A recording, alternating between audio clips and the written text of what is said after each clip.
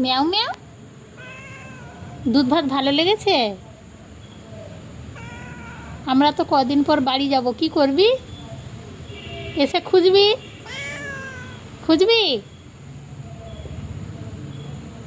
ম্যাও। হুম, কিরম হচ্ছে দেখেছো? ভাত খেয়ে লুটোপুটি খাচ্ছে, আবার বলে তোদের রান্না বসেছে, আমি আর দুটো খাবো। মিয়াও মিয়াও মিয়াও। হ্যাঁ,